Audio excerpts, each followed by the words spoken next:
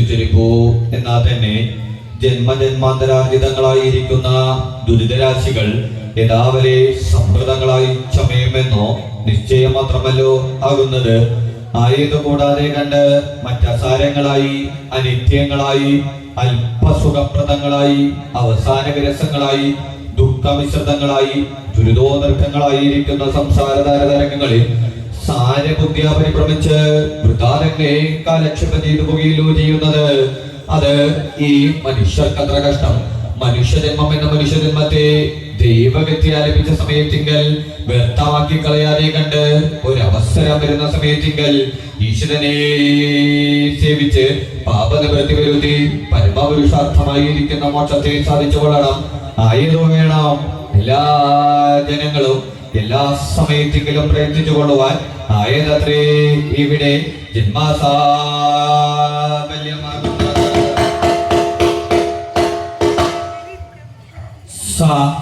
വസുദേവ വാപ്പായാൽ ഔവണ്ണമെല്ലാം ഇരിക്കുന്ന വാസുദേവൻ ഭഗവാന്മാരെ രക്ഷിക്കട്ടെ. ആയത് ഹേതുവായിട്ട് അവസ്ഥാഭേദം കൂടി കൽപ്പിച്ചിട്ടുണ്ടായിരുന്നുവെങ്കിൽ ഉപാസനിക്ക് ജഗതേ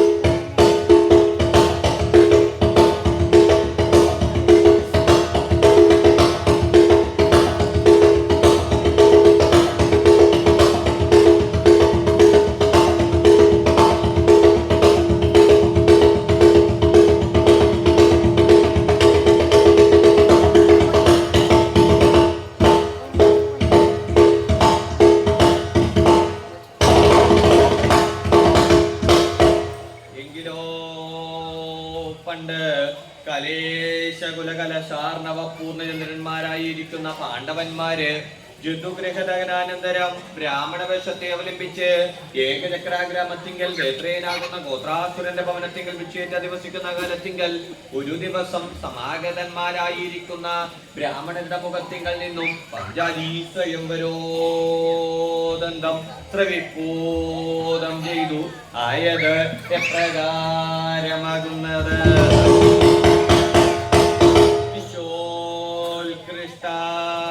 ജഗതി ബഭുഷ വൽഗുനാ വൽഗുനാർത്ഥം യജ്ഞേ യജ്ഞേ ദ്രുപദ ദ്രുപദേ കന്യകാ കാപി കുണ്ടാൽ പശ്ചാജാതി ജതുപവനത പാണ്ഡവാനാമഭാവേ ലക്ഷച്ഛേദം സകിലമനുദേ ദുഷ്കരം ശുൽക്കമസ്യ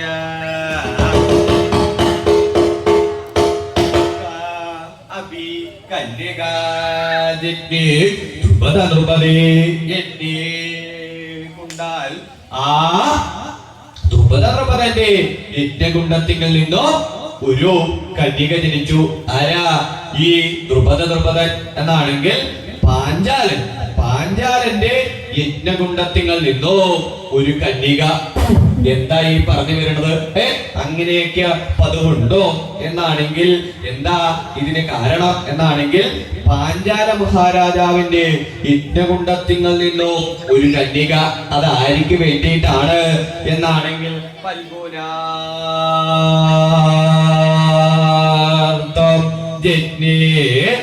ആ ഫൽഗുനന് വേണ്ടിയിട്ടാണ് പാഞ്ചാല മഹാരാജാവിന്റെ യജ്ഞകുണ്ടത്തിങ്ങൾ നിന്നോ ഒരു കന്യക ജനിക്കാൻ കാരണം. എന്നാ അങ്ങനെ എന്താ പറയാൻ കാരണം എന്നാണെങ്കിൽ എന്താ അങ്ങനെ സംഭവിക്കാൻ കാരണം എന്നാണെങ്കിൽ വേറൊന്നുമല്ല, ആ പാഞ്ചാല മഹാരാജാവിന്റെ കുട്ടിക്കാലം മുതൽക്ക് പറഞ്ഞാലേ ഒക്കെ മനസ്സിലാവുള്ളൂ. എന്താ ഈ കുട്ടിക്കാലം എന്ന് വെച്ച് കഴിഞ്ഞാൽ അതുപോലെയുള്ള പ്രായം. എന്തൊരു കൗതുക കാണാൻ. ആ നിപ്പും ഭാവവും സമ്പ്രദായവും ആ രണ്ടു പേര്. അരെ ഒന്ന് പാഞ്ചാലൻ, വേറെ ആരാ കൂടെയുള്ളത്? ദ്രോണര്.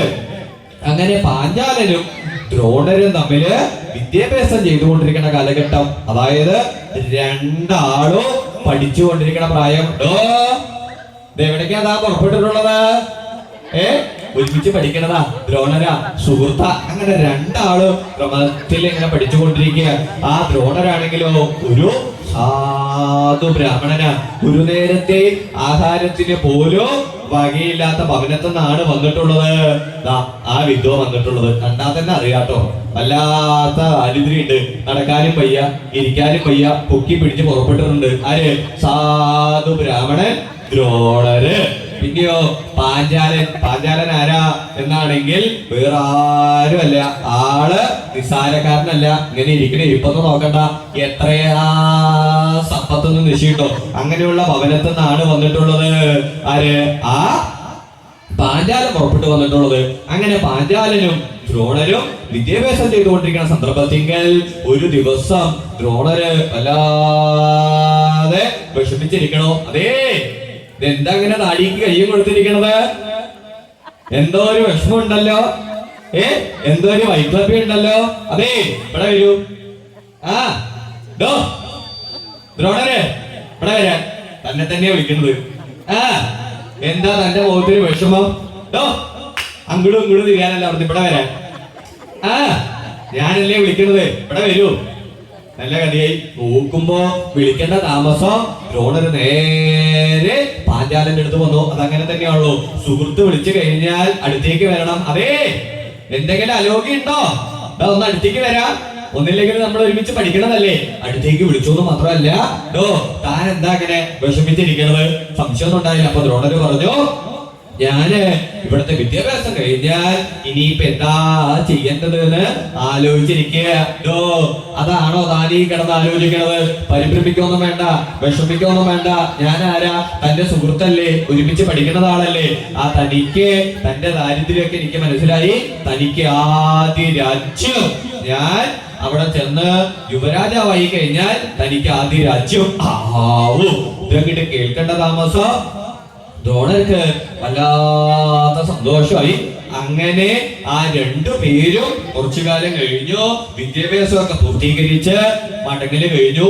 ആ പാഞ്ചാലൻ അവിടെ നിന്ന് ഇങ്ങോട്ട് മടങ്ങി. ആ വിദ്വാൻ പോണ്ട് അങ്ങോട്ട് നടന്നു. ആ വിദ്വാൻ എന്ത് ചെയ്തു?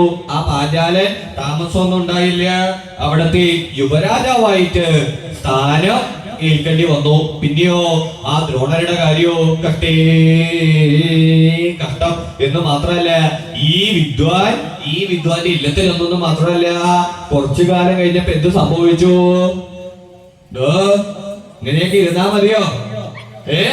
പ്രായം കുറച്ചായി, ഒരു വേടിയൊക്കെ കഴിക്കണ്ടേ? സംശയമൊന്നും ഉണ്ടായില്ല.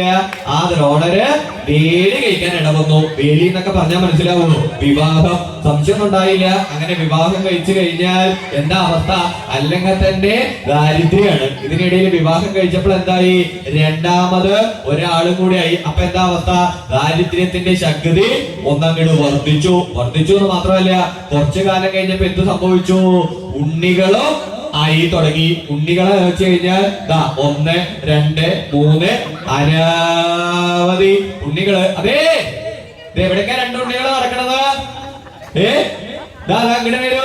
അല്ല, ഞങ്ങൾ വിശന്നിട്ട് പുറപ്പെട്ടിരിക്കുക അല്ലെ? അങ്ങനെ ദാരിദ്ര്യത്തിന്റെ ശക്തി ഒന്നങ്ങോട്ട് വർദ്ധിച്ചു. ഒന്ന് ആലോചിച്ചു നോക്കൂ. അതങ്ങനെ തന്നെയല്ലേ?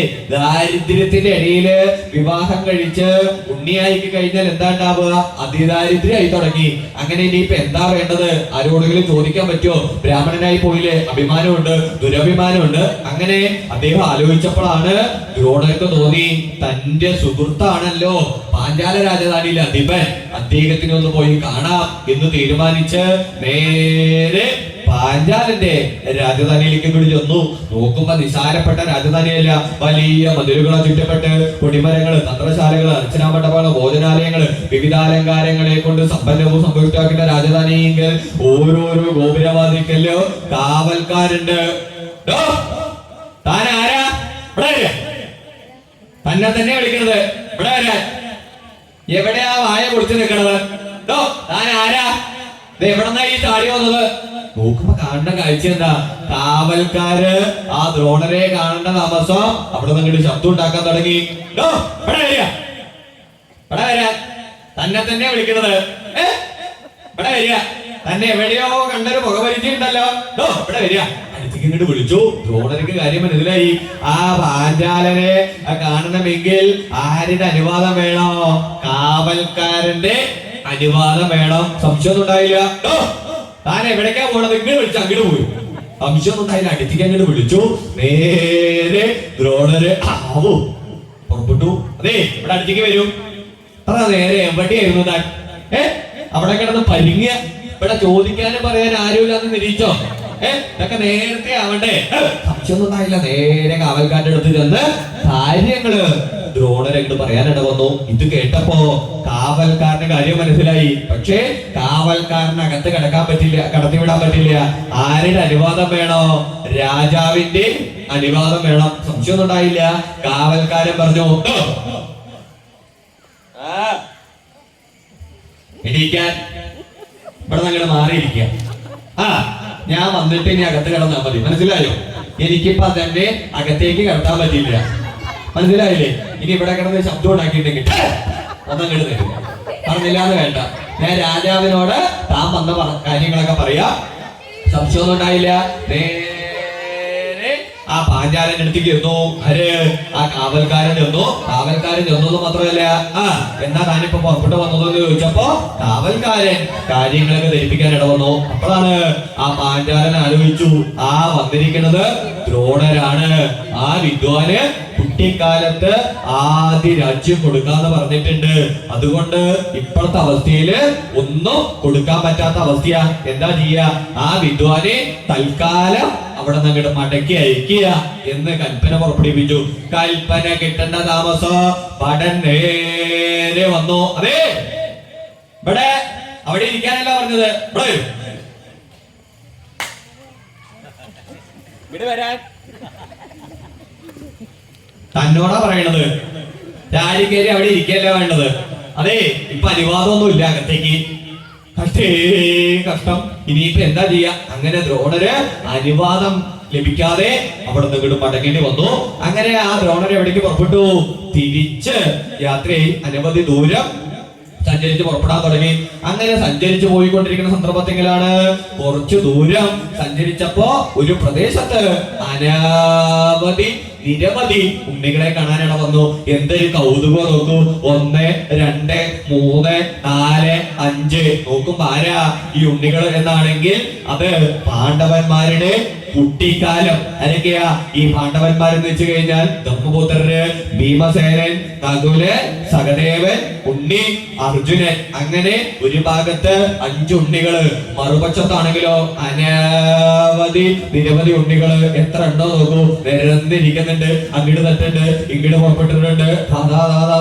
ഒറ്റ ഒരുത്തി അതിലുള്ളൂ. ആര്? ദുശ്ശള. അങ്ങനെ വെച്ച് തുടങ്ങുന്ന ആ കൗരവരുടെ കുട്ടിക്കാലം. അങ്ങനെ കൗരവരും പാണ്ഡവരും പന്ത് കളിച്ചുകൊണ്ടിരിക്കുന്ന സന്ദർഭത്തിലാണ് ആരവിടെ എത്താനിട വന്നത്? ദ്രോണര് അവിടെ എത്താനിട വന്നത്. ഇത് പന്ത് കളിച്ചുകൊണ്ടിരിക്കുന്നത് ആര് കാണാൻ തുടങ്ങി? ഈ ദ്രോണര് കാണാൻ അങ്ങോട്ട് തുടങ്ങി. അങ്ങനെ കുറച്ചു നേരം കഴിഞ്ഞപ്പോ അവരുടെ പന്ത് ഒരു കിണറിൽ അങ്ങോട്ട് വീഴാനിട വന്നു. അപ്പൊ എന്ത് ചെയ്തു? ആ ദ്രോണര് കുട്ടികളുടെ വിഷമം മനസ്സിലാക്കി തീർത്ത് ആ പന്ത് എടുത്തു കൊടുക്കാനായിട്ട് അങ്ങോട്ട് പുറപ്പെട്ടു. ആദ്യം ഓരോരോ അസ്ത്രങ്ങൾ എടുത്തു പ്രയോഗിച്ച് ആ പന്തിന്മേൽ ഓരോന്നും പ്രയോഗിച്ച് അസ്ത്രങ്ങൾ തമ്മില് പരസ്പരം എന്ന് വെച്ച് കഴിഞ്ഞാൽ എന്താ മനസ്സിലായോ? അന്യോന്യം ഒരുമിപ്പിക്കുക എന്നൊക്കെ പറയാ. അല്ലാതെ ഇതിനകത്ത് കാണുന്നത് പോലെ പരസ്പരം വേർപെടുത്തലല്ല. അങ്ങനെ പരസ്പരം അസ്ത്രങ്ങൾ കൂട്ടിമുട്ടിപ്പിച്ച് ആ പന്തങ്ങൾ എടുത്തു. അതേ നീ ഇവിടെ വരൂ. ആ കയ്യങ്ങട് നീട്ടു. ആ കയ്യങ്ങട് നീട്ടാൻ സംശയമൊന്നും ഉണ്ടായില്ല. കൊടുത്തു. ഇതായിരിക്കും സന്തോഷമായി, ഉണ്ണികൾക്ക് സന്തോഷമായി. അതങ്ങനെ തന്നെയാണല്ലോ. ആ കളിച്ചുകൊണ്ടിരിക്കുന്ന പ്രായത്തിങ്കൽ അവരുടെ പന്ത് നഷ്ടപ്പെട്ടപ്പോ അത് എടുത്തു കൊടുക്കാൻ ഇടവന്നപ്പോ വല്ലാത്ത സന്തോഷമായി. ഇത് ആര് കണ്ടു? കൗരവരുടെയും പാണ്ഡവരുടെയും മുത്തശ്ശനത് കണ്ടു. നോക്കുമ്പോ ആരെയാ കാണുന്ന കാഴ്ച എന്നാണെങ്കിൽ ധാരാത് ആള് നിസാരക്കാരനല്ലല്ലോ. നോക്കുമ്പോ കാണുന്ന കാഴ്ച എന്താ? സാക്ഷാൽ ദ്രോണരെ കാണാനിട വന്നപ്പോ അദ്ദേഹത്തിന്റെ അടുത്തേക്ക് വിളിച്ച് അദ്ദേഹത്തിന്റെ കാര്യങ്ങൾ മനസ്സിലാക്കി. ദാരിദ്ര്യത്തിൽ കൊണ്ടൊക്കെ പുറപ്പെട്ടതെന്നുള്ളതൊക്കെ മനസ്സിലാക്കി തീർത്തപ്പോ എന്ത് ചെയ്തു? എന്തായാലും അങ്ങ് ഇവിടെ വരെ വന്ന സ്ഥിതിക്ക് അടുത്തേക്ക് വരൂ.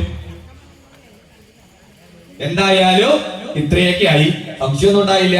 അങ്ങ് ഇവരെ ഒന്ന് വിദ്യാഭ്യാസം ചെയ്യിപ്പിക്കണം. അതായത് കൗരവരെയും പാണ്ഡവരെയും വിദ്യാഭ്യാസം ചെയ്യിപ്പിക്കാൻ ആരെ ചുമതലപ്പെടുത്താനായി? ദ്രോണരെ ചുമതലപ്പെടുത്താനായി. സംശയമൊന്നും ഉണ്ടായില്ല. അങ്ങനെ കൗരവരെയും പാണ്ഡവരെയും പഠിപ്പിക്കാൻ അന്ന് മുതൽക്ക് ആര് തുടങ്ങി? ദ്രോണര് തുടങ്ങി. നിസാരപ്പെട്ട കാര്യമാണോ കുട്ടികളെയൊക്കെ പഠിപ്പിച്ചെടുക്കാന്ന് വെച്ച് കഴിഞ്ഞാൽ? നിസാരപ്പെട്ട കാര്യമല്ല. ആദ്യം 5 പേരുണ്ട്. നേരെ ഇരിക്കുക. ഒരു സമ്പ്രദായമൊന്നുമില്ല. ആ കാലൊക്കെ നേരെ വെക്കും. 1, 2. ഇതെന്താ ഒന്നിന്റെ മുകളിൽ 2 കയറി കൂടിയിട്ടുള്ളത്? നേരെ ഇരിക്കാൻ. 5 ഉണ്ണികള്. നിങ്ങളോട് ഇനി പ്രത്യേകിച്ച് പറയണം. എവിടേക്ക് അവിടെ ഇതിനെ വായ പൊളിച്ച് നടക്കണം? ദുശ്ശള. ഇവിടെ കുറച്ച് നേരെ പരിഗി നടക്കുക. സംശയമൊന്നും ഉണ്ടായില്ല. ആ കൗരവരെയും പാണ്ഡവരെയൊക്കെ അടുത്തേക്ക് വിളിച്ചു. ഇവിടെ വന്നിരിക്കാൻ. തന്നോടാ പറയണത് ഇവിടെ വന്നിരിക്കാൻ. ഒന്നിന്റെ മുകളിൽ 2 അല്ല വേണ്ടത്. തട്ടി തടഞ്ഞ് വീണ്ടും എന്നെ പറഞ്ഞിട്ട് കാര്യമില്ല. ഇവിടെ വരും.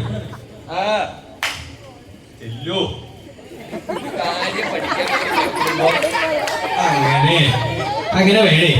കുറച്ച് നേരമുണ്ട്. മനസ്സിലായില്ലേ? അതെ, ഇനിയിപ്പൊ നിങ്ങളോടാ പറയണത്. ആ അരിക്ക് വായു കൊടുത്തിട്ടിരിക്കുക. ഒരു സമ്പ്രദായത്തിലിരിക്കുക. മനസ്സിലായോ? ഇനി നിങ്ങൾ മുമ്പത്തെ പോലെ അല്ല. മനസ്സിലായേ? നേരത്തെ എണീക്കണം. പ്രഭാതത്തിങ്കൽ നല്ല കഥ ഏതൊക്കെ കേട്ടിട്ടുണ്ടോ? പ്രഭാതത്തിൽ എണീറ്റ് കഴിഞ്ഞാൽ കുളിക്കണം.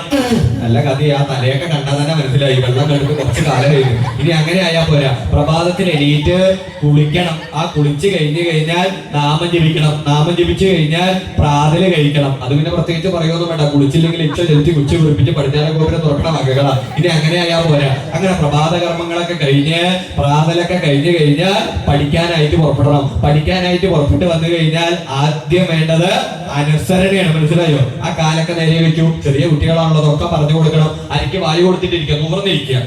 അങ്ങനെ തുടിഞ്ഞു കുത്തി ഉറക്കം തൂങ്ങി അങ്ങനെയൊന്നും അല്ല ഇരിക്കേണ്ടത്. ഒരു സമ്പ്രദായം. ആ കാലൊക്കെ നേരെ വെക്കൂ. ഇവിടെ നോക്കിയാൽ മുഴുവനും കാണാം. അങ്ങനെയൊന്നും ഇരിക്കാൻ പാടില്ല. മനസ്സിലായില്ലേ? വകതിരിവ് വേണം. മനസ്സിലായില്ലേ? അങ്ങനെ ഓരോരോ കാര്യങ്ങളും കുട്ടികളൊക്കെ ആവുമ്പോ അങ്ങനെ തന്നെയാണല്ലോ. ഉണ്ണേ എന്താ നീ ഇങ്ങനെ വായ പൊളിച്ചിരിക്കണത്? ഇവിടെ വരും. ആ തന്നെ തന്നെയാ വിളിക്കണത്. ഇവിടെ വന്നിരിക്കും. ആ ഇങ്ങോട്ട് വരുമോ? ഇവിടെ വന്നിരിക്കും നീ.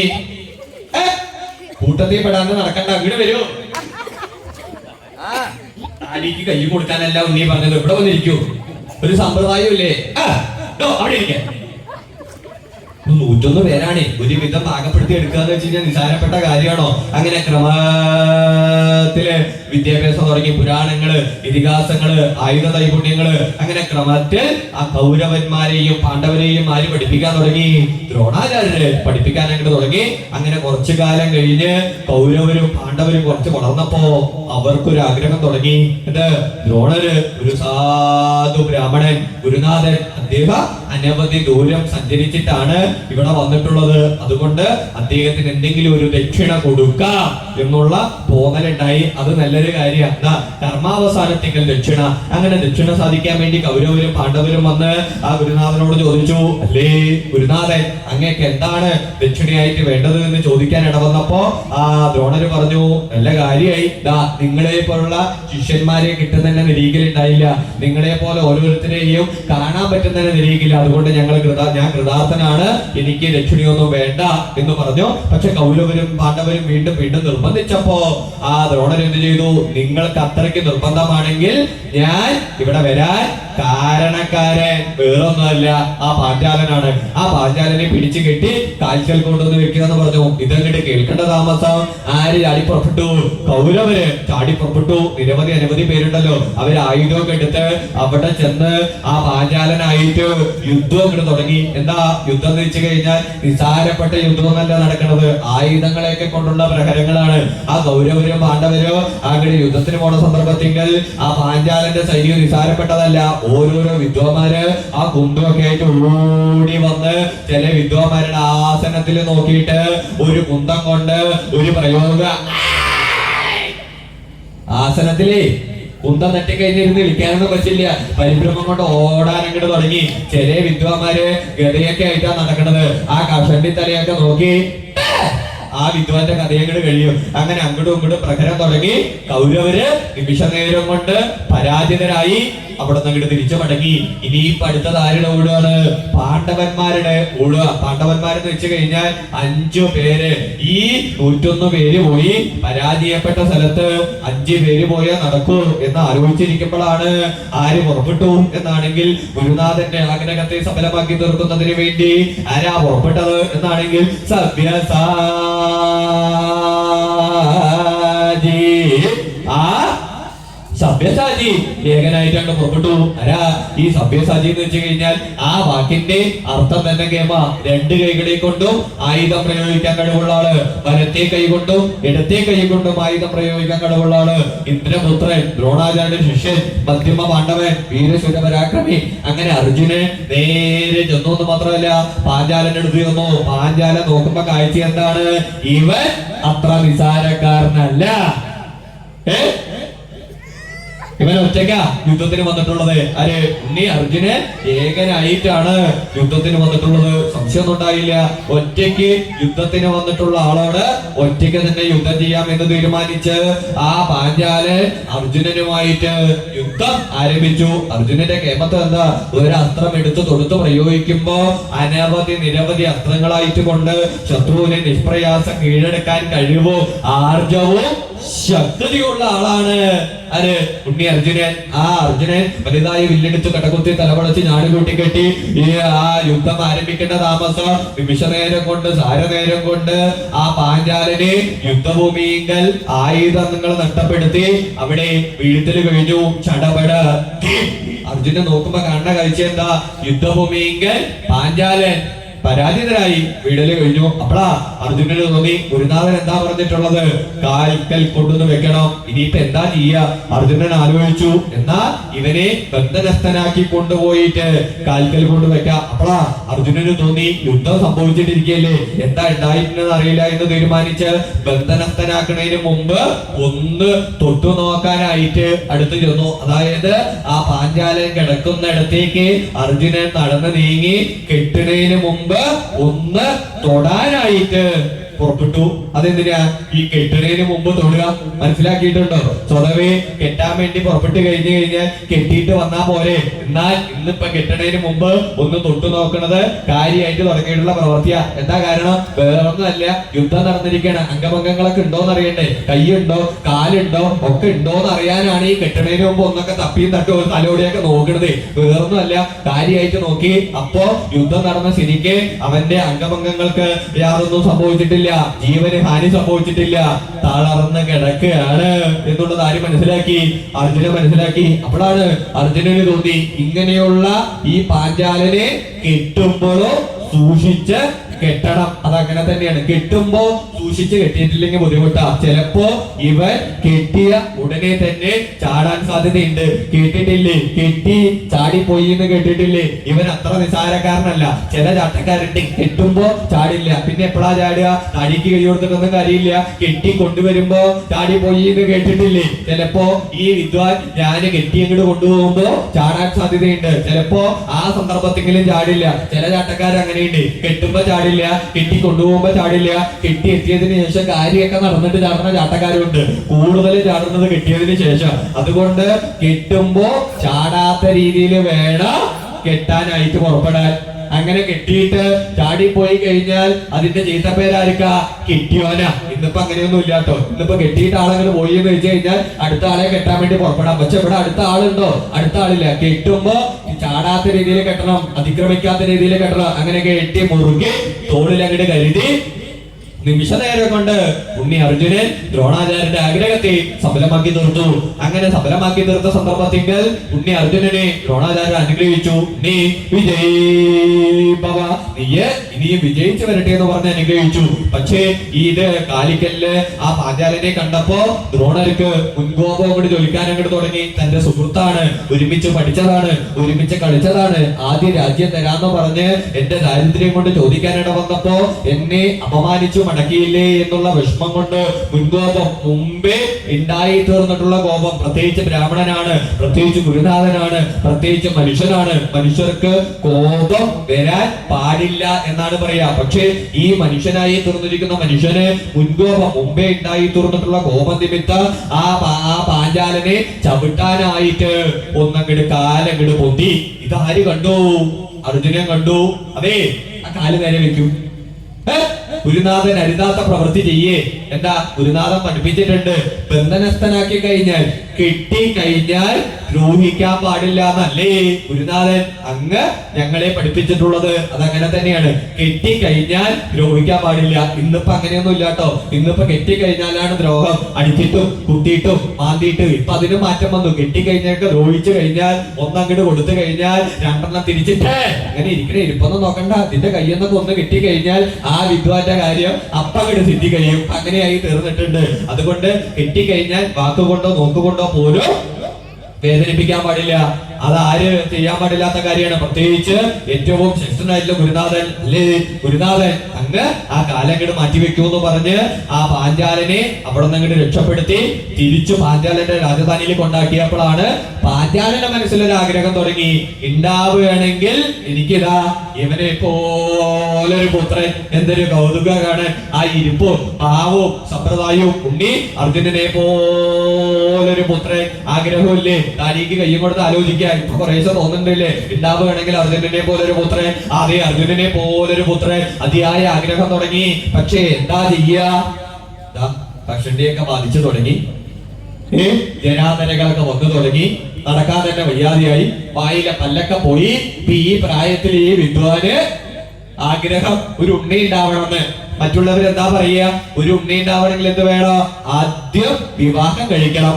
നല്ല കഥയായില്ലേ? വയസ്സാകാലത്തിന് ഞാൻ വിവാഹത്തിന് പുറപ്പെട്ടു കഴിഞ്ഞാൽ മറ്റുള്ളവരെന്താ പറയാ? അതേ, ആ പാചാലം എന്താ വയസ്സാകാലത്തിന് വിവാഹത്തിന് പുറപ്പെട്ടു. നല്ല പ്രായത്തിന് വിവാഹത്തിന് പുറപ്പെടാൻ പറഞ്ഞു കഴിഞ്ഞാൽ പറയൂ അതേ ഇപ്പൊ വേണ്ട. അങ്ങനെ തന്നെയാണ്. നല്ല പ്രായത്തിന് വിവാഹത്തിന് പുറപ്പെട്ടാ പറയൂ അതേ ഇപ്പൊ വേണ്ട, ഇപ്പൊ വേണ്ട. അങ്ങനെ പറഞ്ഞ് പറഞ്ഞ് പറഞ്ഞ് പറഞ്ഞ് എന്തെങ്കിലും ഒന്ന് കാണിച്ചു കൊടുത്താ പറയൂ ഒന്നും കൂടെ നന്നായിക്കോട്ടെ, ഒന്നും കൂടെ കേമായിക്കോട്ടെ, ഒന്നും കൂടെ നന്നായിക്കോട്ടെ. അങ്ങനെ നന്നായിക്കോട്ടെ നന്നായിക്കോട്ടെ എന്ന് പറഞ്ഞ് നന്നായിട്ടൊന്ന് കൊണ്ടുവന്നു കഴിഞ്ഞാൽ പിറ്റേന്ന് പ്രഭാതത്തിൽ പറയൂ ഇതന്നെയാണ് ഏറ്റവും നല്ല ചീത്ത എന്ന് പറയുന്ന കാലഘട്ടമായി തീർന്നിട്ടുണ്ട്. അപ്പോ ഇവിടെ പലവരും പലതും പറയാനിടവരും. അത് മാത്രമല്ല ഈ വയസ്സാം കാലത്തിന് വിവാഹത്തിന് പുറപ്പെട്ടു കഴിഞ്ഞാൽ അതൊന്നും നടക്കണ കാര്യമല്ല. അപ്പൊ എന്താ വേണ്ടത് ആലോചിച്ചു. അപ്പോഴാണ് പാഞ്ചാലിന് തോന്നി സൽക്കർമ്മങ്ങളെ കൊണ്ട് സഫലമാവാത്തത് വല്ലതുണ്ടോ? യാഗം, ഹോമം, യജ്ഞം. അങ്ങനെ ആ പാഞ്ചാല മഹാരാജാവ് എന്താ ആലോചിച്ചു, തനിക്ക് ഒരു പുത്രി ഉണ്ടായി കഴിഞ്ഞാൽ ആ പുത്രിയെ കൊണ്ട് അർജുനനെ വിവാഹം കഴിപ്പിച്ച് പുത്രി ഭർത്താവിനെ പുത്രനെ പോലെ കാണാം. അങ്ങനെ വേണം. പുത്രി ഭർത്താവ് എന്ന് വെച്ച് കഴിഞ്ഞാൽ പുത്രന്റെ സമാണ്. അല്ലാതെ വിവാഹം കഴിച്ചു കഴിഞ്ഞാൽ തിരിച്ചു വരുന്ന സന്ദർഭത്തിൽ എന്തിനാ ഇങ്ങോട്ട് വന്നതെന്ന് മനസ്സിൽ ആരും നിരീക്കാൻ പാടില്ല. ചില ആൾക്കാർ അങ്ങനെയുണ്ട്. പുത്രി ഭർത്താവ് വരുന്ന കണ്ടു കഴിഞ്ഞാൽ തോന്നും അതിനിപ്പോ കഴിച്ചു കൊടുത്താലും ഇവിടെ തന്നെയാണ്, ഇവിടെ തന്നെയാണ്, ഇവിടെ തന്നെയാണ്. ചില ആൾക്കാർ അങ്ങനെ തന്നെയാട്ടോ. കഴിച്ചു കഴിഞ്ഞാൽ ഇവിടെ നിന്ന് അങ്ങനെ അനങ്ങാത്ത ആൾക്കാരും ഉണ്ട്. ഇവിടെ അങ്ങനെയല്ല. പുത്രി ഭർത്താവ് എന്ന് വെച്ച് കഴിഞ്ഞാൽ പുത്രന് തുല്യ. സംശയമൊന്നും ഉണ്ടായില്ല. ആ പാഞ്ചാലിന് തോന്നി അതിനിപ്പോ എന്താ വേണ്ടത്, തനിക്ക് ഒരു പുത്രി ഉണ്ടാവണം. അതിനെന്ത് ചെയ്യണം? സൽക്കർമ്മങ്ങൾ ചെയ്യണം, യാഗം ചെയ്യണം. അങ്ങനെ സന്താന ലബ്ധിക്ക് വേണ്ടി ഒരു യാഗം നടത്താൻ തീരുമാനിച്ചു. എന്താ യാഗം എന്ന് വെച്ച് കഴിഞ്ഞാൽ ബ്രഹ്മ വിഷ്ണു മഹേശ്വരന്മാരെ സങ്കല്പിച്ച് ത്രേതാഗ്നി ജ്വലിപ്പിച്ച് സന്യാസിവര്യന്മാര് ബ്രാഹ്മണോത്തമന്മാര് കുടവാട് കുരുത്തോല ഇളനീർക്കൊലകളെ കൊണ്ട് അലങ്കരിച്ച് ദീപാലങ്കാരങ്ങളെ കൊണ്ട് സപ്തമാക്കിയിട്ടുള്ള ആ യാഗശാല പണിത് ആ യാഗം ആരംഭിക്കാനായിട്ടുള്ള ഒരുക്കങ്ങൾ ആരംഭിച്ചു. നിസാരപ്പെട്ട കാര്യമല്ല യാഗം എന്ന് വെച്ച് കഴിഞ്ഞാൽ. അതേ ഇവിടെ ഉറക്കം വരുന്നുണ്ടോ? വല്ലാണ്ട് കിടന്ന് തൂങ്ങണ്ട. അതേ ഇവിടെ ഇവിടെ ഇവിടെ ഇവിടെ തൂർന്നിരിക്കുക, നാമം ജപിക്കുക. എന്താ പ്രത്യേകിച്ച് ആ തൂങ്ങി താഴ്ത്ത് വീണ് കഴിഞ്ഞാൽ യാഗം കൊണ്ടുമാണ്. പിന്നെ പറഞ്ഞിട്ട് കാര്യമില്ല, എന്നെ പറഞ്ഞിട്ട് കാര്യമില്ല, പുക മാത്രമേ കാണുകയുള്ളൂ. താൻ എവിടേക്ക് അങ്ങനെ വായ പൊളിച്ച് നടക്കണത്? കുളിക്കലുണ്ടായോ? ജപിക്കലുണ്ടായോ? അങ്ങോട്ട് വരാം, ഇവിടെ വന്നിരിക്കാം, ആ നാമം ജപിക്കുക. എല്ലാവരും സദാ ഭക്തിയോടുകൂടി ആ കാലൊക്കെ നേരെ വെക്കുക. ഒരു സമ്പ്രദായമൊന്നുമില്ല, ഭഗവാന്റെ സന്നിധിയിലല്ലേ വരിക്കുന്നത്. അങ്ങോട്ടും കൂടെ തിരിയാനല്ല പറഞ്ഞത്. ക്രമത്തിൽ നാമജപങ്ങളെ കൊണ്ട് മുഖരിതമാക്കി തീർക്കാൻ അങ്ങോട്ട് തുടങ്ങി. നെയ്യ് ഹവിസ് തുടങ്ങിയിട്ടുള്ള ഹോമിച്ച് ആ യാഗം ഇങ്ങനെ തുറന്നുകൊണ്ടേയിരുന്നു. ആദിത്യദേവൻ കിടക്കുതിച്ച് പടിഞ്ഞാറസ്തം വയ്ക്കുമ്പോ ദിവസങ്ങൾ കഴിയാൻ അങ്ങോട്ട് തുടങ്ങി. അങ്ങനെ യാഗം ചെയ്ത് യാഗം ചെയ്ത് യാഗം ചെയ്ത് യാഗം ചെയ്ത് അങ്ങനെ കുറച്ചു കാലം കഴിഞ്ഞു. പക്ഷേ ഒരു ഉണ്ണിയെ കിട്ടണില്ല. അല്ലാത്ത വിഷമമായി തുടങ്ങി. അതങ്ങനെ തന്നെയാണല്ലോ. ഒരു ഉണ്ണി ഉണ്ടാവാൻ വേണ്ടി നിരീച്ച് പുറപ്പെട്ട് ഒരു ഉണ്ണിയെ കിട്ടിയിട്ടില്ലെങ്കിൽ എന്തുണ്ടാവും? വല്ലാത്ത വിഷമം ഉണ്ടാവും. അത് മാത്രമല്ല ആ യാഗഭൂമിയിലുള്ള പലവരും പല അഭിപ്രായമൊക്കെ ആയി. 3 കഴിഞ്ഞപ്പോ തന്നെ ഓരോരുത്തരും അവിടുന്ന് തലവെക്കാൻ തുടങ്ങി. അതങ്ങനെ തന്നെയാണ്. ഒരു ഉണ്ണി ഉണ്ടാവാൻ വേണ്ടി പുറപ്പെട്ടു കഴിഞ്ഞാൽ 3 കഴിഞ്ഞാൽ തന്നെ ചോദിക്കും വല്ല മാറ്റം ഉണ്ടോ, എന്തെങ്കിലും ഉണ്ടോ, എവിടെയാ പോണത്, എവിടെയാ കാണിക്കണെന്നൊക്കെ ചോദിക്കില്ല. ഇത് 3 കഴിഞ്ഞു 6 കഴിഞ്ഞു ഒരു മാറ്റമില്ല. കഷ്ടം. ഇനിയിപ്പോ എന്താ? പക്ഷേ ആ പാഞ്ചാല മഹാരാജാവ് എന്ത് ചെയ്തു? യാതൊരു വിഷമവും തട്ടാത്ത രീതിയിൽ ലക്ഷ്യം അതാണ് പ്രധാനം. പ്രത്യേകിച്ച് ഒരു ഉണ്ണി ഉണ്ടാവുക എന്ന് വെച്ച് കഴിഞ്ഞാൽ പ്രധാനപ്പെട്ട കാര്യം ദൈവാനുഗ്രഹം ആവോളം വേണം. അല്ലാതെ കുറച്ചു കാലം കഴിഞ്ഞു എനിക്കിതൊന്നും നടക്കണ കാര്യമല്ല, എന്നെ കൊണ്ട് സാധിക്കണ കാര്യമല്ല എന്ന് മനസ്സിൽ നിരീക്കാൻ പാടില്ല. ഇന്നിപ്പോ അങ്ങനെയാണ്. കുറച്ചു കാലം കഴിഞ്ഞാൽ പറയൂ ഇതെന്നെ കൊണ്ട് പറ്റില്ല, ഇതെനിക്ക് സാധ്യമാവണില്ല. പക്ഷേ ദൈവാനുഗ്രഹം എപ്പോഴാണോ ഉള്ളത് അങ്ങനെ ആ കർമാവസാനത്തേക്കൽ സംശയമൊന്നും ഉണ്ടായില്ല. ആവോളം ആ പ്രാർത്ഥനകളിൽ മുഴുകി തീർത്തുകൊണ്ട് ആ സാക്ഷാൽ ഭഗവാന്റെ നാമധേയങ്ങൾ ഉച്ചരിച്ചുകൊണ്ട് ആ യാഗം അങ്ങനെ ചെയ്ത് ചെയ്ത് ചെയ്ത് ചെയ്ത് ചെയ്ത് ഒരു സന്ദർഭത്തിങ്കൽ യാഗമധ്യത്തിങ്കൽ നിന്നോ ആ പാഞ്ചാല മഹാരാജാവിന് എന്ത് ലഭിക്കാൻ ഇടവന്നു? ഒരു പുത്രിയെ ലഭിക്കാൻ ഇടവന്നു. അതാണ് എന്ന് പറയാൻ കാരണം ഈ കന്യക ആർക്ക് വേണ്ടി ഉണ്ടായി തീർന്നതാണ് എന്നാ പറഞ്ഞു വന്നത്. എന്നാണെങ്കിൽ ഫൽഗുനാർത്ഥം ജന്യേ, ആ ഫൽഗുനന് വേണ്ടി അർജുനന് വേണ്ടി ഉണ്ടായിട്ടുള്ള കുട്ടിയാണ്. ആ ഉണ്ണിയെ ആ പുത്രിയെ കിട്ടിയ ഉടനെ അർജുന ഇവിടെ വരൂ എന്ന് പറഞ്ഞ് കയ്യിൽ ഏൽപ്പിക്കാൻ പറ്റുമോ? ഏൽപ്പിക്കാൻ പറ്റില്ല. 4 അവസ്ഥകൾ ഉണ്ടല്ലോ. ബാല്യം, കൗമാരം, യൗവനം, വാർദ്ധക്യം. ഇതിൽ എങ്ങനെയാ ലഭിച്ചത്? ആ ബാല്യത്തിങ്കല അത് ആര് നോക്കേണ്ട ഉത്തരവാദിത്വമുണ്ട്? രക്ഷിതാവിന് നോക്കേണ്ട ഉത്തരവാദിത്വമുണ്ട്. സംശയം ഉണ്ടായില്ല. ആ പാഞ്ചാല മഹാരാജാവ് കുട്ടിയെ നോക്കാൻ ഇങ്ങോട്ട് തുടങ്ങി. എങ്ങനെയാ കുട്ടിയെ നോക്കുക എന്ന് വെച്ച് കഴിഞ്ഞാൽ വേണ്ട സമയത്ത് കുളിപ്പിക്കുക, വേണ്ട സമയത്ത് ഭക്ഷണം കൊടുക്കുക, വേണ്ട സമയത്ത് കിടത്തി ഉറക്കുക. അത് മാത്രമല്ല മാതൃസ്നേഹത്തിന് കുറവ് വരാത്ത രീതിയെങ്കിൽ കുട്ടിയെ നോക്കേണ്ട ഉത്തരവാദിത്വമുണ്ട്. എന്താ ഈ മാതൃസ്നേഹം എന്ന് വെച്ച് കഴിഞ്ഞാൽ നിശ്ചയുണ്ടോ? എന്താ ഈ മാതൃസ്നേഹം? എന്നൊക്കെ ചോദിച്ചു കഴിഞ്ഞാൽ ഇന്നത്തെ കാലത്ത് പറയും ഞാനാണ് കുട്ടിയെ എടുക്കാറ്, കേമായിട്ടുള്ള മാതൃസ്നേഹ. ഞാനാണ് കുട്ടിയെ കുളിപ്പിക്കാറ്, കേമായിട്ടുള്ള മാതൃസ്നേഹം. ഞാനാണ് കുട്ടിക്ക് ഭക്ഷണം കൊടുക്കാറ്, കേമായിട്ടുള്ള മാതൃസ്നേഹം. ഞാനാണ് കുട്ടിക്ക് വസ്ത്രം ധരിപ്പിക്കാറ്, ഞാൻ ഇട്ടതുപോലെ തന്നെ വസ്ത്രം കുട്ടിക്ക് കൊടുക്കാറുള്ളതൊക്കെ കേമായിട്ട് മാതൃസ്നേഹം മാതൃസ്നേഹം മാതൃസ്നേഹം എന്ന് പറയും. യഥാർത്ഥ മാതൃസ്നേഹം എന്ന് വെച്ച് കഴിഞ്ഞാൽ അമ്മയുടെ അർദ്ധശരീരം കുട്ടിക്ക് ബാല്യത്തിങ്കൽ കൊടുക്കുന്നതാണ് യഥാർത്ഥ മാതൃസ്നേഹം. ഇന്നിപ്പോ അത് മാത്രം കൊടുക്കില്ല. എന്താ കാരണം? ഇതങ്ങോട്ട് കൊടുത്തു കഴിഞ്ഞാൽ അവനവന്റെ സൗന്ദര്യം നഷ്ടപ്പെട്ടാലോ എന്ന് ചിന്തിക്കണ അമ്മമാരുള്ള കാലഘട്ടമായി തീർന്നിട്ടുണ്ട്. ഇവിടെ അമ്മയില്ല. അമ്മയില്ലാത്തത് കൊണ്ട് എന്താ വേണ്ടത്? വളർത്തമ്മയെ കൊണ്ടാണ് ആ ഉണ്ണിയെ നോക്കിയത്. എന്താ ഈ വളർത്തമ്മ എന്ന് വെച്ച് കഴിഞ്ഞാൽ മനസ്സിലാക്കിയിട്ടുണ്ടോ? അമ്മമാര് പലതരത്തിലുണ്ട്, കേട്ടിട്ടില്ലേ?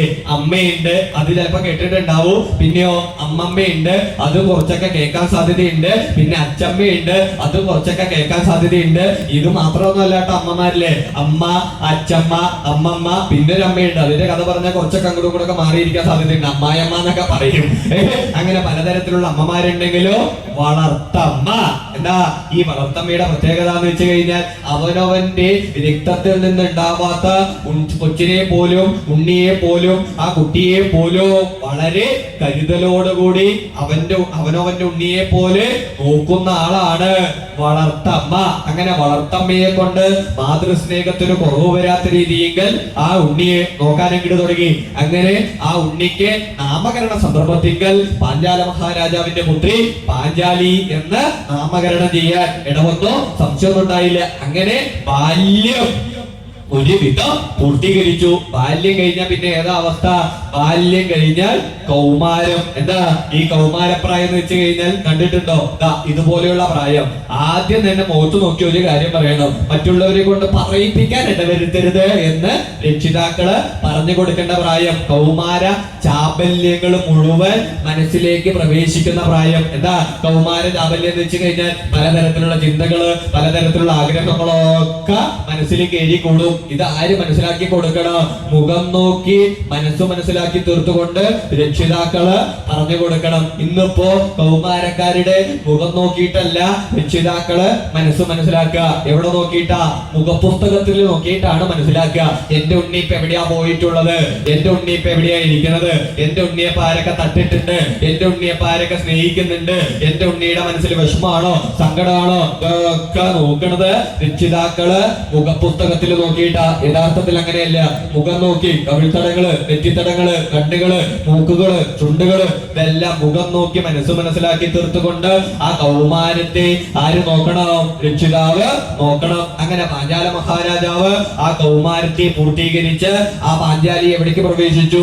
യൗവനത്തിലേക്ക് പ്രവേശിച്ചു. അങ്ങനെ യൗവനത്തിലേക്ക് പ്രവേശിച്ചപ്പോ പാഞ്ചാല മഹാരാജാവിന് മനസ്സിലായി തന്റെ പുത്രി പാഞ്ചാലിക്ക് വിവാഹപ്രായമായി.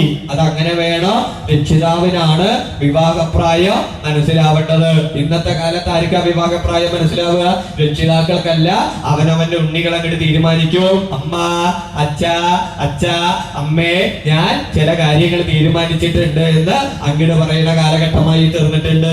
യഥാർത്ഥ വിവാഹപ്രായം എന്ന് പറയുന്നത് രക്ഷിതാക്കൾക്ക് മനസ്സിലാവും. അവനവന്റെ ഉണ്ണിക്ക് മനസ്സും ശരീരവും ഉറച്ചു. അല്ലാതെ വലുപ്പമുണ്ട് വിവാഹപ്രായമല്ല, പ്രായമുണ്ട് വിവാഹപ്രായമല്ല. അങ്ങനെയൊക്കെ വിവാഹം ചെയ്തു കൊടുത്താൽ എന്താ ഉണ്ടാവുക? വലിപ്പം കൊണ്ട് പ്രായം കൊണ്ടൊക്കെ വിവാഹം ചെയ്തു കൊടുത്തു കഴിഞ്ഞാൽ കൊടുത്തതുപോലെ തന്നെ തിരിച്ചു വരും. എന്താ തിരിച്ചു വന്നതെന്ന് ചോദിച്ചു കഴിഞ്ഞാൽ പറയും ഞാൻ രക്ഷപ്പെട്ടു വന്നതാണെന്ന് പറയും. അവനവന് രക്ഷിക്കാൻ പ്രാപ്തിയില്ലാത്തത് കൊണ്ടാണ് രക്ഷപ്പെട്ടു വന്നു എന്ന് പറയുന്നത്. അങ്ങനെ വിവാഹപ്രായമായി എന്നുള്ളത് ആർക്ക് മനസ്സിലായി? രക്ഷിതാവായി തീർന്നിരിക്കുന്ന പാഞ്ചാലിന് മനസ്സിലായി. അങ്ങനെ പാഞ്ചാലിക്ക് വിവാഹപ്രായം എത്തിയ സന്ദർഭത്തിങ്കലാണ് ആ പാഞ്ചാല മഹാരാജാവ് ഒരു വൃത്താന്തം കേൾക്കാൻ ഇടവന്നു. വൃത്താന്തം എന്ന് വെച്ച് കഴിഞ്ഞാൽ വാർത്ത. ഇത് എങ്ങനെയുള്ള വൃത്താന്തമാണ് കേൾക്കാൻ ഇടവന്നത് എന്നാണെങ്കിൽ ഒരു ദുർവൃത്താന്തം. അതായത് കേൾക്കാൻ പാടില്ലാത്ത, മനസ്സിലാക്കാൻ പാടില്ലാത്ത, എന്നാൽ വിഷമത്തെ ഉളവാക്കി തീർക്കുന്ന ഒരു ദുർവൃത്താന്തം. എന്താ ഈ ദുർവൃത്താന്തം എന്നാണെങ്കിൽ ദുര്യോധനാദികളുടെ ബുദ്ധിക്ക് ഇതുവായിട്ട് പാണ്ഡവന്മാരെല്ലാവരും അരക്കില്ലത്തിൽപ്പെട്ട് ചുറ്റികൂടി പാണ്ഡവന്മാരുടെ കഥ കഴിഞ്ഞു എന്നാണ് ആര് കേൾക്കാനിട വന്നത്? പാഞ്ചാല മഹാരാജാവ് കേൾക്കാനിട വന്നത് കഷ്ടം. ഇനിയിപ്പൊ എന്താ ചെയ്യാ? പാഞ്ചാല മഹാരാജാവിന് വല്ലാത്ത വിഷമായി. ഈ വൃത്താന്തം ആരറിയാനിട വന്നു? പാഞ്ചാലിയും അറിയാനിട വന്നു. പാഞ്ചാലിക്കും വല്ലാത്ത വിഷമായി. ഇനിയിപ്പോ എന്താ ചെയ്യാ? വല്ലാത്ത കഷ്ടമായി. ഒന്ന് ആലോചിച്ചു നോക്കൂ. രക്ഷിതാവായിട്ടുള്ള അച്ഛൻ കണ്ടെത്തിയ ആള് ഇല്ലാന്നറിഞ്ഞപ്പോ പുത്രിക്ക് വല്ലാത്ത വിഷമം. ഇന്നത്തെ കാലത്ത് അങ്ങനെ വല്ല വിഷമം ഉണ്ടാവോ? രക്ഷിതാക്കള് കണ്ടെത്തിയ ആള് ഇല്ല, അതങ്ങട് മുടങ്ങിന്നങ്ങട് കണ്ടു കഴിഞ്ഞാൽ വല്ലാത്ത സന്തോഷം ഉണ്ടാവുക. എന്താ വന്ന് പറയാ? അതേ അമ്മേ, പരിഭ്രമിക്കൊന്നും വേണ്ട, അച്ഛ വിഷമിക്കൊന്നും വേണ്ട, സംഭവിക്കേണ്ടതൊക്കെ സംഭവിച്ചു, നിങ്ങളായിട്ട് കൊണ്ടുവന്നത് ഏകദേശം ഈ രീതിയിലായി, ഇനിയിപ്പൊ ഞാൻ എങ്ങനെ എന്റെ കാര്യം പറയാ എന്ന് പറഞ്ഞുകൊണ്ട് അവനവൻ കണ്ടെത്തിയ ആളെ കുറിച്ച് പറഞ്ഞ് കാര്യം സാധിച്ചെടുക്കണ പ്രായമായി തീർന്ന വരവ് കണ്ടാൽ തന്നെ അറിയാം. കണ്ടോ എന്തൊരു സന്തോഷവും നോക്കൂ. ഈ വിദ്വാന്റെ കഥ കഴിഞ്ഞു എന്ന് കേട്ടപ്പോ വല്ലാത്ത സന്തോഷം. ഇവിടെ അങ്ങനെയല്ല, ആ പാഞ്ചാലിക്ക് വല്ലാത്ത വിഷമായി. അപ്പോഴാണ് ആരാലോചിച്ചു? പാഞ്ചാല മഹാരാജാവ് ആലോചിച്ചു, തന്റെ പുത്രി പാഞ്ചാലിയെ ഞാൻ എങ്ങനെയാ വിവാഹം ചെയ്തു കൊടുക്കുക? എന്തായാലും ഇത്ര കണ്ട് നോക്കി വളർത്തി വലുതാക്കിയ സ്ഥിതിക്ക് ഞാൻ എന്റെ പുത്രി പാഞ്ചാലിയെ അർജുനനെ പോലെ തന്നെ ഒരു വരനെങ്കിലും വേണ്ടേ? എന്താ ഹോമകുണ്ടത്തിന് ഉണ്ടായതാണെന്ന് പറഞ്ഞിട്ട് കാര്യമില്ല. എങ്ങനെയുള്ളവളാണ് ഈ പാഞ്ചാലി എന്നാണെങ്കിൽ വിശ്വോത്കൃഷ്ട, വിശ്വത്തിങ്കൽ മുഴുവൻ ഉത്കൃഷ്ടയായി തീർന്നിട്ടുള്ളവളാണ് ഈ പാഞ്ചാലി. എന്താ വിശ്വത്തിങ്കൽ മുഴുവൻ ഉത്കൃഷ്ട എന്ന് പറയാൻ കാരണം എന്നാണെങ്കിൽ ശ്രീ സൗന്ദര്യത്തിന്റെ മുഴുവൻ വിളഭൂമിയാണ് പാഞ്ചാലി. എന്താ ഈ ശ്രീ സൗന്ദര്യം എന്ന് വെച്ച് കഴിഞ്ഞാൽ നാരി ഗുണങ്ങള് എന്നൊക്കെ പറയും. സുകുമാരത, കാന്തി, ശ്രീമത്ത ഇത്യാദി ഗുണങ്ങളെ കൊണ്ട്, കേശാലങ്കാരങ്ങളെ കൊണ്ട്, വസ്ത്രാലങ്കാരങ്ങളെ കൊണ്ട്, നടത്തം കൊണ്ട്, ഭാവം കൊണ്ട്, സംസാരം കൊണ്ട്, സംസ്കാരം കൊണ്ടൊക്കെയാണ് ഈ ശ്രീ സൗന്ദര്യം എന്ന് പറയുന്നത്. ആ പാഞ്ചാലിയെ പിന്നിന്ന് കണ്ടാൽ തന്നെ മനസ്സിലാവും. അതങ്ങനെ തന്നെയാണല്ലോ, സ്ത്രീകളെ പിന്നിന്ന് കണ്ടാൽ മനസ്സിലാവും അല്ലേ? കേശാലങ്കാരം കണ്ടാൽ മനസ്സിലാവും. ഇന്നത്തെ കാലത്ത് സ്ത്രീകളെ കേശാലങ്കാരം കണ്ട ചില ആൾക്കാരെയൊന്നും തിരിച്ചറിയില്ല. എന്താ കാരണം? പ്രഭാതമായ കുറയ്ക്കും. അമ്മേ ഞാനൊന്ന് കുറച്ചോട്ടെ, അച്ഛാ ഞാനൊന്ന് കുറച്ചോട്ടെ, അങ്ങനെ കുറച്ച് കൊണ്ടുവന്ന് പിന്നിലൊന്നുമില്ലാത്ത അവസ്ഥയായി തീർന്നിട്ടുണ്ട്. ഇവിടെ അങ്ങനെയല്ല. ആ പാഞ്ചാലിയുടെ കേശാലങ്കാരം എന്ന് വെച്ച് കഴിഞ്ഞാൽ അഴിച്ചിട്ട നിലത്ത് കിടക്കും. അഴിച്ചിട്ടൊക്കെ കൂടി നിലത്ത് വീണ കേശാലങ്കാരമല്ല കേട്ടോ. അതുകൊണ്ട് ഇവിടെ ആ കേശാലങ്കാരം കണ്ടാൽ ആ ആരുടെ കേശാലങ്കാരാണ്? ആ പാഞ്ചാലിയുടെ കേശാലങ്കാരാണെന്ന് മനസ്സിലാവും. അങ്ങനെയുള്ള പാഞ്ചാലിയുടെ വസ്ത്രാലങ്കാരം കണ്ടാൽ ആ വസ്ത്രാലങ്കാരം പാഞ്ചാലിയുടേതാണെന്ന് മനസ്സിലാവും. അതെങ്ങനെയാ ആ മനസ്സിലാവണമെന്നാണെങ്കിൽ സ്വതവേ സ്ത്രീകൾക്ക് ഇന്ന വേഷം, പുരുഷന്മാർക്ക് ഇന്ന വേഷം എന്നുണ്ട്. ഇന്നിപ്പോ അങ്ങനെയൊന്നുമില്ല കേട്ടോ. ഇന്നിപ്പോ പുരുഷന്മാര് ധരിക്കുന്നത് സ്ത്രീകളും ധരിക്കും, സ്ത്രീകള് ധരിക്കുന്നത് പുരുഷന്മാരും ധരിക്കും. ഇന്നിപ്പോ വസ്ത്രം ധരിക്കുക എന്ന് പറയാൻ പറ്റില്ല, വസ്ത്രം തേച്ച് പിടിപ്പിക്കുക എന്നൊക്കെ പറയാം. കുറച്ച് ഇങ്ങട് താത്തിയിട്ടുണ്ടെങ്കിൽ കുറച്ച് ഇവിടന്നങ്ങട് പൊക്കും, കുറച്ച് ഇവിടന്നങ്ങട് കാണിക്കും, കുറച്ച് ഇവിടന്നങ്ങട് കെട്ടിവെക്കും. അങ്ങനെയായി തീർന്നിട്ടുണ്ട്. അതല്ല വസ്ത്രാലങ്കാരം. സ്ത്രീകൾക്ക് ഇന്ന വേഷം, പുരുഷന്മാർക്ക് ഇന്ന വേഷം. അവനവൻ ഇഷ്ടപ്പെട്ട് ധരിക്കുന്ന വസ്ത്രത്തെ മറ്റുള്ളവരെ കൊണ്ട് ഇഷ്ടപ്പെടുത്തി എടുക്കുമ്പോഴാണ് വസ്ത്രാലങ്കാരം കേമാവുന്നത്. അല്ലാതെ പോണ വഴിക്ക് ആരെങ്കിലും പറഞ്ഞു കേമായിട്ടുണ്ട് എന്ന് പറഞ്ഞു കഴിഞ്ഞാൽ ആ വസ്ത്രം ഊരി വെക്കാതെ നടക്കുന്നതല്ല വസ്ത്രാലങ്കാരം എന്ന് പറയുന്നത്. അങ്ങനെ വസ്ത്രാലങ്കാരം കൊണ്ട് കേമാണ് ആര്? ഈ ഉണ്ണി പാഞ്ചാലി. അങ്ങനെയുള്ള പാഞ്ചാലി ഒന്ന് നടന്നു നീങ്ങുമ്പോ തന്നെ ഒരു സൗന്ദര്യമാണ്. സ്വതവേ അങ്ങനെ തന്നെയാണ്. സ്ത്രീകള് നടക്കുന്നത് തന്നെ ഒരു സൗന്ദര്യ. എങ്ങനെയാ നടക്കുക? ഓരോരോ കാൽപാദങ്ങള് സാവധാനം എടുത്തു വെച്ചിട്ടാണ് നാരി ഗുണമുള്ള സ്ത്രീകള് നടക്കാൻ വേണ്ടി പുറപ്പെടുക. ഇന്നത്തെ കാലത്ത് ചില ആൾക്കാരുടെ നടത്തമൊക്കെ കണ്ടു കഴിഞ്ഞാൽ അബദ്ധമാവും. ഒരു കാലം ഇവിടെ വെച്ചാൽ സംശയമൊന്നുമില്ല, അടുത്ത കാലം ഭർത്താവിന്റെ ഹൃദയത്തിലായിരിക്കും. പോണ പോക്ക് കണ്ടാ തോന്നുന്നത് പെട്ടെന്ന് അങ്ങനെ ഒന്നിനെ കൊണ്ടുവന്നത് എന്ന് പലപ്പോഴും ചിന്തിച്ചു പോയിട്ടില്ല. ഇപ്പൊ അങ്ങനെയുള്ള കാലഘട്ടം ഇതുണ്ട്. ഇവിടെ എങ്ങനെയല്ല, ആ നടത്തം കണ്ടാൽ ആ പാഞ്ചാലിയുടെ അറിയാം. അങ്ങനെയുള്ള പാഞ്ചാലി ആരോടെങ്കിലും ഒന്ന് മിണ്ടാൻ വേണ്ടി പുറപ്പെട്ടു കഴിഞ്ഞാൽ തന്നെ ആ പാഞ്ചാലിയുടെ സംസാരം തന്നെ ഒരു സംസ്കാരമാണ്. അതങ്ങനെ തന്നെയാണ്. സ്ത്രീകളുടെ സംസാരം എന്ന് പറയുന്നത് സംസ്കാരം. സ്ത്രീകള് ഒരാളോട് മിണ്ടാൻ വേണ്ടി പുറപ്പെടുന്ന സന്ദർഭത്തിൽ 3 കാര്യങ്ങൾ ഉള്ളിനുള്ളിൽ ഉണ്ടാവും. ഒന്ന്, മിണ്ടുന്ന ആളോട് ഒരു ഭയം ഉള്ളിലുണ്ടാവും, മിണ്ടുന്ന ആളോട് ഒരു ബഹുമാനം ഉണ്ടാവും, മിണ്ടുന്ന ആളോട് ഒരു ഭക്തി ഉണ്ടാവും. ഇന്നിപ്പോ ഭയമില്ല, ഭക്തിയില്ല, ബഹുമാനമില്ല. ഇന്നിപ്പോ മിണ്ടണ ആളോട് ഒറ്റ സാധനമുള്ളൂ, സർവം സ്നേഹമയം. ഇനിയിപ്പോ മിണ്ടവും വേണ്ട, മുന്നിൽ വരുവും വേണ്ട. എവിടെന്നെങ്കിലും ഒരു സന്ദേശം വെച്ചിട്ടുണ്ടെങ്കിൽ അതിലൂടെ സ്നേഹം. ഇപ്പൊ അത് മാത്രമല്ല, സ്നേഹിച്ച വിദ്വാനെ വല്ലതൊക്കെ അരച്ച് കലക്കി കുടിപ്പിച്ച് ആ വിദ്വാന്റെ കഥ കഴിക്കുന്ന സ്നേഹം വരെ എത്തിയിട്ടുണ്ട്. കേട്ടിട്ടില്ലേ? എന്തിനാ കുടിപ്പിച്ചത്? ഞാൻ സ്നേഹം കൊണ്ട് കുടിപ്പിച്ചതാ. അപ്പൊ എന്തിനാ അതിൽ മധുരം ചേർത്തത്? സ്നേഹം കൊണ്ടാ. നല്ല കാര്യം. മധുരം സ്നേഹിക്കുന്ന ആള് മധുരം കൊടുക്കണമെങ്കിൽ തെറ്റൊന്നും പറയാൻ പറ്റില്ല. അതിലെന്തിനാ വിഷം ചേർത്തത്? സ്നേഹം കൊണ്ട്. അപ്പൊ എന്തിനാ വിദ്വാന്റെ കഥ കഴിച്ചത്? സ്നേഹം കൊണ്ടൊക്കെ സ്നേഹമയം, സർവ സ്നേഹമയായി തീർന്നിട്ടുണ്ട്. അങ്ങനെയല്ല സ്ത്രീകളുടെ സംസാരം എന്ന് പറയുന്നത് ഒരു സംസ്കാരമായ ഭക്തി ബഹുമാനത്തോടു കൂടിയാണ് സ്ത്രീകള് ഒരാളോട് മിണ്ടാൻ വേണ്ടി പുറപ്പെടുക. ഇത്യാദി ഗുണങ്ങൾ മാത്രമല്ല, കേശാലങ്കാരം മാത്രമല്ല, ആ കണ്ണുകള്, കവിൾത്തടങ്ങളൊക്കെ യഥാർത്ഥ സൗന്ദര്യം. അതങ്ങനെ തന്നെയാണ്. സ്ത്രീകളുടെ കവിൾത്തടങ്ങൾ എന്ന് വെച്ച് കഴിഞ്ഞാൽ യഥാർത്ഥ സൗന്ദര്യ. ഇന്നിപ്പോ ചില സ്ത്രീകളുടെ യഥാർത്ഥ സൗന്ദര്യം മനസ്സിലാകണമെങ്കിൽ സ്ത്രീകളൊക്കെ വരുന്ന സന്ദർഭത്തിൽ കുറച്ച് വെള്ളം കയ്യിൽ കരുതുക. എന്നിട്ട് അടുത്തങ്ങട് വന്നിട്ട് ഒന്നങ്ങട് തളിച്ചു കൊടുക്കുക. തളിച്ചങ്ങട് കഴിഞ്ഞാൽ എന്താ ഉണ്ടാവുക? മുഖത്ത് വെള്ളം തെളിച്ചാല് കുറച്ചങ്ങട് ഒലിച്ചു വരും. അപ്പൊ മനസ്സിലാവും ആ താഴത്തേക്ക് വന്നതിന്റെ അവശേഷിക്കുന്നതാണ് യഥാർത്ഥ സൗന്ദര്യം എന്ന് മനസ്സിലാവും. അത് മാത്രമാണോ? ആ കവിൾത്തടങ്ങൾ യഥാർത്ഥ സൗന്ദര്യം. ആ ചുണ്ടുകള് തുണ്ടിപ്പഴം കണക്കി തൊടുത്തു നിൽക്കുന്ന ചുണ്ടുകളാണ് ആർക്കുള്ളത്? ആ പാഞ്ചാലിക്കുള്ളത്. അതങ്ങനെ തന്നെയാണ്. സ്ത്രീകളുടെ ചുണ്ടുകൾ എന്ന് വെച്ച് കഴിഞ്ഞാൽ തുടുത്തിട്ടാ ഉണ്ടാവുക. ഇന്ന് പാരിടിയെങ്കിലും ചുണ്ട് തൊടുത്തിട്ടുണ്ടാവോ? കണ്ടു കഴിഞ്ഞാൽ ഒക്കെ ചൊപ്പിച്ചിട്ടാ, കുറച്ച് നന്നായി പിടിപ്പിച്ചിട്ടാണ് പുറപ്പെട്ട് വരിക. ഇപ്പൊ അങ്ങനെയായി തീർന്നിട്ടുണ്ട്. സൗന്ദര്യവും സൗന്ദര്യ സങ്കല്പങ്ങളും ഇവിടെ അങ്ങനെയല്ല. സ്ത്രീ സൗന്ദര്യത്തിന്റെ മുഴുവൻ വിളഭൂമിയാണ്. അതാണ് വിശ്വോത്കൃഷ്ട. വിശ്വത്തിങ്കൽ മുഴുവൻ ഉത്കൃഷ്ടയാണ് ഈ പാഞ്ചാലി എന്ന് പറയാൻ കാരണം. അങ്ങനെയുള്ള സ്ത്രീ സൗന്ദര്യത്തിന്റെ മുഴുവൻ വിളഭൂമിയായി തീർന്നിരിക്കുന്ന പാഞ്ചാലിയെ ഉണ്ണി അർജുനനെ പോലെ തന്നെ ഒരു യോഗ്യനെ കണ്ടെത്തണം. അതിനെന്ത് ചെയ്തു എന്നാണെങ്കിൽ പാഞ്ചാല മഹാരാജാവ് എന്ത് ചെയ്തു? ഒരു പണയത്തെ തീരുമാനിച്ചു. എന്താ ഈ പണയം എന്നാണെങ്കിൽ ലജ്ജേദം സകിലമനുതി ദുഷ്കരം ശുൽക്കമസ്യ. ദുഷ്കരമായിരിക്കുന്ന ഒരു പ്രവൃത്തി. എന്താ?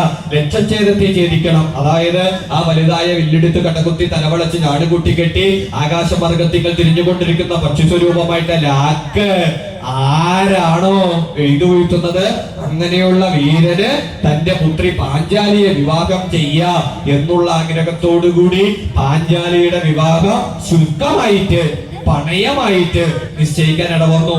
ഈ പണയ വൃത്താന്തം ആരെങ്കിലും മാത്രം അറിയിക്കാൻ പറ്റുമോ? അറിയിക്കാൻ പറ്റില്ല. സകല രാജാക്കന്മാരെയും അറിയിക്കാൻ ഇടവന്നു. ചേടി രാജ്യം, മഗധ രാജ്യം, ഇങ്ങനെ സകല രാജാക്കന്മാരും അറിയാൻ ഇടവന്നപ്പോ ഈ വൃത്താന്തം ആരറിയാൻ ഇടവന്നു? ബ്രാഹ്മണര്. ആ ബ്രാഹ്മണര് പാഞ്ചാല രാജധാനിയിലേക്ക് പുറപ്പെട്ട സന്ദർഭത്തിങ്കൽ ഏകചക്രാഗ്രാമത്തിങ്കൽ വേത്രയനാകുന്ന ഗോത്രാസുരന്റെ ഭവനത്തിൽ എത്തിയ സന്ദർഭത്തിങ്കൽ ആ ഭവനത്തിനകത്ത് യഥാർത്ഥത്തിൽ കഴിഞ്ഞുകൊണ്ടിരിക്കുന്നത് ആരാണ്? പാണ്ഡവന്മാര്. അവര് പുരോഹിതൻ മുഖേന രഹസ്യ ഗുഹാമാർഗം രക്ഷപ്പെട്ട് ബ്രാഹ്മണ വേഷത്തെ കഴിഞ്ഞുകൊണ്ടിരിക്കുക. അങ്ങനെയുള്ള ആ പാണ്ഡവരുടെ മുന്നില് ഈ ബ്രാഹ്മണർ എന്ത് ചെയ്തു? പാഞ്ചാലിയുടെ ജനന വൃത്താന്തത്തെ അറിയിച്ച് സ്വയംവര വൃത്താന്തത്തെയും ആരോട് പറയാനിടവന്നു? പാണ്ഡവരോട് പറയാനിടവന്നു. ഇതങ്ങോട്ട് കേട്ടപ്പോൾ പാണ്ഡവന്മാർക്ക് വല്ലാത്ത സന്തോഷമായി. എന്താ? ആ പാഞ്ചാലിയുടെ ജനന മഹാത്മ്യത്തെ ശ്രമിക്കുക, കേൾക്കുക. അത് ഏറ്റവും അപൂർവമായിട്ടുള്ള കാര്യമാണല്ലോ. ഈ പാണ്ഡവന്മാരിൽ ആരുണ്ട്? ഉണ്ണി അർജുനനുണ്ട്. അർജുനൻ വിവാഹം കഴിക്കാൻ പോകുന്ന ആളെയെ കുറിച്ചുള്ള പൂർവചരിതം മനസ്സിലാക്കാന്ന് വെച്ച് കഴിഞ്ഞാൽ നിസാരപ്പെട്ട കാര്യമല്ല. അതാ വിവാഹം ചെയ്യാൻ പോണ ആളെ കുറിച്ച് ആദ്യ അവസാനം ജനനം മുതല് ഇതുവരെ മനസ്സിലാക്കി എടുക്കാന്ന് വെച്ച് കഴിഞ്ഞാൽ മുൻജന്മ സുഹൃതം എന്ന് മാത്രമേ പറയാൻ പറ്റുള്ളൂ. അങ്ങനെയുള്ള ആ പാഞ്ചാലിയുടെ ജനന വൃത്താന്തത്തെ ശ്രമിച്ച് താമസമൊന്നും ഉണ്ടാവില്ല. ഇനി പാഞ്ചാലിന്റെ രാജധാനിയിലേക്ക് പുറപ്പെടണം എന്നുള്ള ആഗ്രഹത്തോടുകൂടി ആ പാണ്ഡവന്മാര് ആ പാഞ്ചാലിന്റെ രാജധാനിയിലേക്ക് പുറപ്പെടാൻ ആഗ്രഹിച്ചുകൊണ്ട് ആ ബ്രാഹ്മണരുടെ കൂടെ വർത്തിപ്പൂതം ചെയ്തു. ഈ സന്ദർഭത്തിലാവട്ടെ ഭഗവാൻ സ്വാമി ശ്രീകൃഷ്ണൻ നിരവധി അവതാരങ്ങൾ എടുത്തിട്ടുണ്ടല്ലോ. മത്സ്യമായിട്ട്, കൂർമ്മയായിട്ട്, വരാഹമായിട്ട്, നരസിംഹമായിട്ട്, കൽക്കിയായിട്ട് ഇത്യാദി അവതാരങ്ങൾ എടുത്തിട്ടുള്ള പൂർണ്ണാംഗ സ്വരൂപനായിരിക്കുന്ന സാക്ഷാൽ സ്വാമി ശ്രീകൃഷ്ണൻ തന്റെ പരമഭക്തനായിരിക്കുന്ന ഉണ്ണി അർജുനൻ തന്നെ ആ പാഞ്ചാലന്റെ പുത്രിയായി തീർന്നിരിക്കുന്ന പാഞ്ചാലിയെ വിവാഹം ചെയ്യണം എന്നുള്ള ആഗ്രഹത്തോടുകൂടി പാണ്ഡവരുടെ യശസ് വർദ്ധിപ്പിക്കാനായി കൊണ്ട് പുറപ്പെട്ട് ആ പാണ്ഡവന്മാരെ അനുഗ്രഹിച്ചുകൊണ്ട് ആയവിടെ വർത്തിപ്പൂതം ചെയ്തു. അപ്രകാരമെല്ലാം ഇരിക്കുന്ന ഭഗവാൻ സ്വാമി ശ്രീകൃഷ്ണൻ ഭഗവാന്മാരെ രക്ഷിക്കട്ടെ.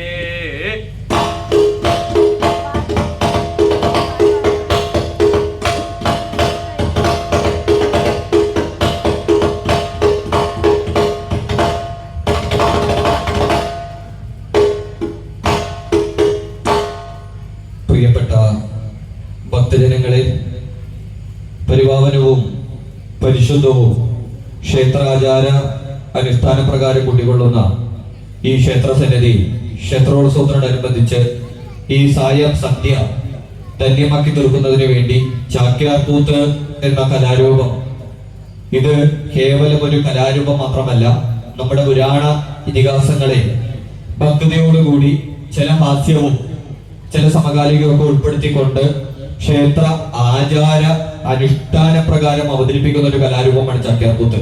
ഉദ്ദിഷ്ട കാര്യസ്ഥിതിക്ക് കുടുംബ ഐശ്വര്യത്തിന് മുൻജന്മ പാപമോക്ഷം പ്രാപ്തിക്കുകയാണ് ഇത്തരം കലാരൂപങ്ങൾ ക്ഷേത്ര മതിൽക്കെട്ടിനകത്ത് അവതരിപ്പിക്കാറ്.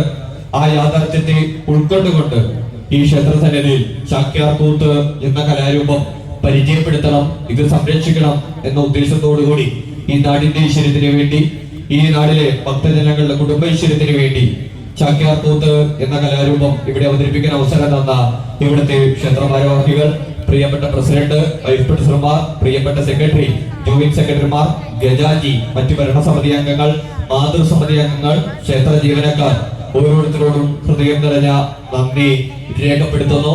അതിലുപരി ഈ വൈകിയ വേളയിലും പ്രത്യേകിച്ച് ദൃശ്യമാധ്യമങ്ങൾ അരങ്ങു തുറക്കുന്ന വർത്തമാന കാലഘട്ടം, ഒന്ന് ചൂടിന്റെ അതിപ്രസരം, അതുപോലെ തന്നെ മാർച്ച് മാസങ്ങളിൽ വിവിധ ഭവനങ്ങളിൽ വിദ്യാർത്ഥികൾക്ക് ഉണ്ടാവുന്ന പരീക്ഷകൾ, അതുപോലെ തന്നെ സ്വന്തം കയ്യിലുള്ള വാട്സപ്പ്, ഫേസ്ബുക്ക്, ദൃശ്യമാധ്യമങ്ങൾ, അങ്ങനെ അത്യാധുനിക സൗകര്യങ്ങളെല്ലാം അരങ്ങു തുറക്കുമ്പോഴും ഈ നാടിന്റെ ഐശ്വര്യത്തിന് വേണ്ടി, ഇവിടെയുള്ള ഓരോരുത്തരുടെ കുടുംബ ഐശ്വര്യത്തിന് വേണ്ടി ഈ ക്ഷേത്ര മതിൽക്കെട്ടിനകത്ത് ചാക്യാർകൂത്ത് എന്ന കലാരൂപം അരങ്ങേറുന്നുണ്ട്. അത് മനസ്സിലാക്കണം, കേൾക്കണം എന്ന യാഥാർത്ഥ്യത്തോടു കൂടി ചാക്യാർകൂത്ത് ആസ്വദിച്ച് അനുഗ്രഹം ഏറ്റുവാങ്ങിയ മുഴുവൻ ഭക്തജനങ്ങളുടെയും കാൽപാദങ്ങളിൽ നമസ്കരിച്ചുകൊണ്ടുള്ള നന്ദിയും കടപ്പാടും രേഖപ്പെടുത്തുന്നു. നല്ലൊരു ശബ്ദവും വെളിച്ചവും നിന്ന് സഹായിച്ച ശബ്ദ വിഭാഗത്തിനോടും പ്രത്യേക നന്ദി രേഖപ്പെടുത്തുന്നു. ഇന്ന് വേദിയിൽ ചാക്യാർകൂത്ത് അവതരിപ്പിച്ചത് കലാമണ്ഡലം അഭിജോഷ്, പാലക്കാട് ജില്ലയിലെ ആലത്തൂർ സ്വദേശിയാണ്, നിലവിൽ ചെറുതുരുത്തിയിലാണ് താമസം. എന്റെ പിന്നണിയിൽ പ്രധാന വാദ്യമായിരിക്കുന്ന വിടാവ് വായിച്ചത് കലാമണ്ഡലം ജിഷ്ണു, തൃശൂർ ജില്ലയിലെ ഇളനാട് സ്വദേശിയാണ്. ഇന്നിവിടെ അവതരിപ്പിച്ച കഥാഭാഗം പാഞ്ചാലി സ്വയംവരത്തിലെ പാഞ്ചാലിയുടെ ജനനമാണ് ഇന്നിവിടെ അവതരിപ്പിച്ചത്. വരും വർഷങ്ങളിലും പുരാണങ്ങളും ഇതിഹാസങ്ങളും വിവിധ കഥാഭാഗങ്ങളും ചാക്യാർകൂത്ത് എന്ന കലയിലൂടെ ഈ ക്ഷേത്ര മതിൽക്കെട്ടിനകത്ത്, ഈ നാടിനകത്ത്, ഇവിടെയുള്ള ഭക്തജനങ്ങൾക്ക് മുന്നിൽ വീണ്ടും അവതരിപ്പിക്കുവാൻ അവസരം ഉണ്ടാകും എന്നുള്ള പ്രതീക്ഷയോടുകൂടി ഒരിക്കൽ കൂടി ഹൃദയം നിറഞ്ഞ നന്ദി, സ്നേഹം, ബഹുമാനം, കടപ്പാട്.